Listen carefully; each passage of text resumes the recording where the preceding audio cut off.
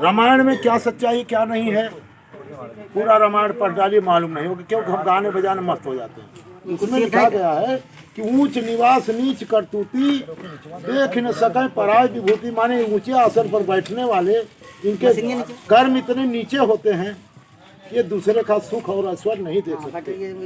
बुद्ध कहते हैं संगम शरणं गच्छामि, ये कई शब्द कहते हैं संगम शरणं गच्छामि। तो संग बना लो, एकता बना लो, सारा दुख खत्म। आगे चलकर ज्योतिबा फुले साहब कहते हैं एकता बना लो, सारी समस्या खत्म। फिर भी नहीं समझते।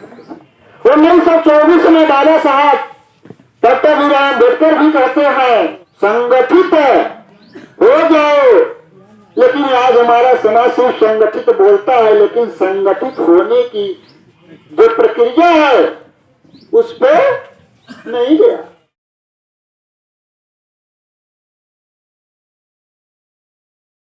मैं एक कवि हूँ,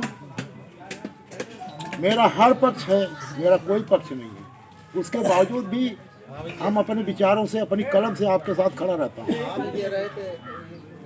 बेशक मैं छिप कर रहा हूँ, लेकिन मैं आपको ताकत देने का काम अपनी कलम से करता हूँ। आपका विचार हमेशा पूजनीय रहा, हमेशा आप पूजनीय रहे हैं, लेकिन आपको बताया गया कि आप राक्षस कुल में हैं। आपने सारा काम जो किया है आपने देवता बनकर किया है, लेकिन उस काम को उन्होंने अपने नाम कर लिया है।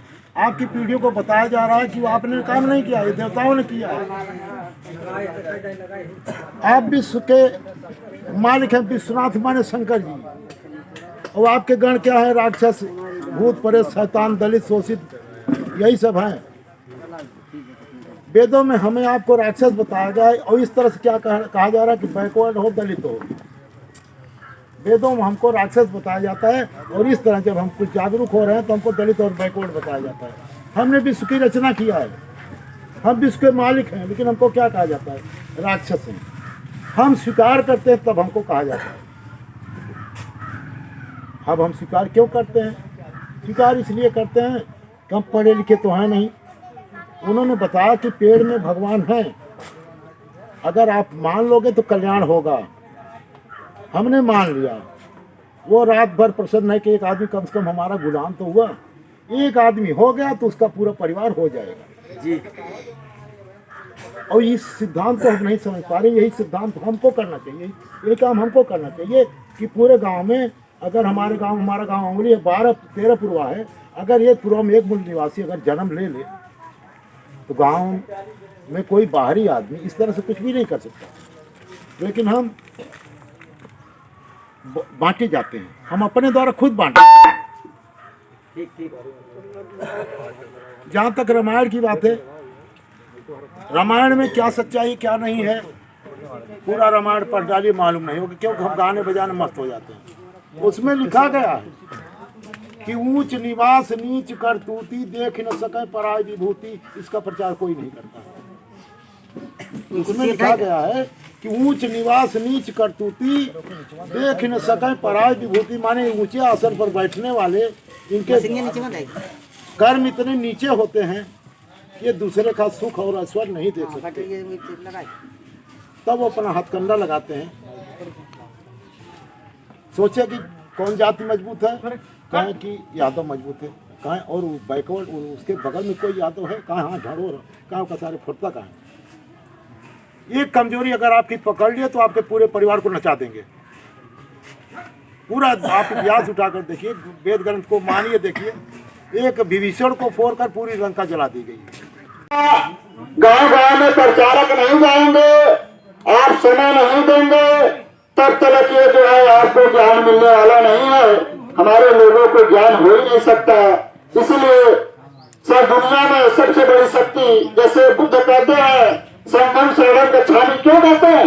अरे आज नहीं कहे, 2500 साल पहले की कहे कि संग बना लो, सारा दुख समाप्त। कुछ व्यक्ति पढ़े लिखे भी नहीं थे, वो बुद्ध के पास गए, कहें कि महामानव हमें कुछ ऐसा रास्ता बताइए जिससे कि हमारा दुख कट जाए। तो बुद्ध उस समय कहते हैं हम बताने को तो बता देते हैं, लेकिन वह समझना आपके ऊपर है। सब कितना समझोगे पढ़े लिखे वाले कहते हैं आप बताइए, हम समझने का प्रयास करते हैं। बुद्ध कहते हैं संगम शरणम गच्छामि, ये कई शब्द कहते हैं संगम शरणम गच्छामि। तो संग बना लो, एकता बना लो, सारा दुख खत्म, सारा दुख खत्म। लेकिन आज तक ये समाज नहीं समझा। आगे चलकर ज्योतिबा फुले साहब कहते हैं एकता बना लो, सारी समस्या खत्म, फिर भी नहीं समझते। 1924 में बाबा साहब डॉक्टर भीमराव अम्बेडकर भी कहते हैं संगठित हो जाओ, संगठित हो जाओ। लेकिन आज हमारा समाज सिर्फ संगठित बोलता है, लेकिन संगठित होने की जो प्रक्रिया है उस पर नहीं गया। और जब नहीं गया तो लाभ नहीं मिला। क्यों नहीं मिला लाभ? लाभ नगर नीति के, नीति बगैर अधिकार के, अधिकार बगैर संगठन के, और संगठन बगैर सतत प्रक्रिया के यह प्राप्त नहीं हो सकता। संघ का निर्माण करना है तो आपको प्रतिदिन उस विचारधारा को प्रचारित करते रहना हो। जो नियम है उस नियम पे आपको रेगुलर चलना पड़ेगा, आपको रुकना नहीं है। लेकिन इस समाज आज हालात है, इसको तेरही बरही में समय देगा। मेला आ जाएगा, 10 दिन पहले से वो जो है तैयारी करेंगे, है ना।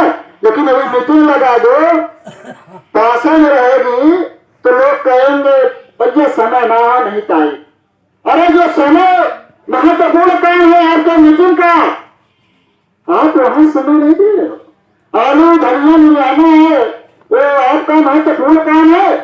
ज्योतिबा फुले साहब कहते हैं अगर आपका लड़का मर गया हो, उसे दफनाने जा रहे हो, अगर पास में सामाजिक कार्यक्रम चल रहा हो, सामाजिक मीटिंग चल रही हो, तो सबसे पहले आप उसमें जो है जाके भाग लीजिए। अपने बच्चे को आप 2 घंटे बात रखना। कितनी बड़ी बात फुले साहब उस समय कहते हैं।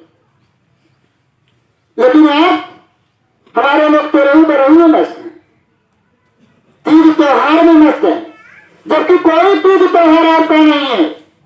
होली, दीपावली, दीपावली है बुद्ध से संबंधित है, लेकिन हमारे त्योहार को उन्होंने छीना।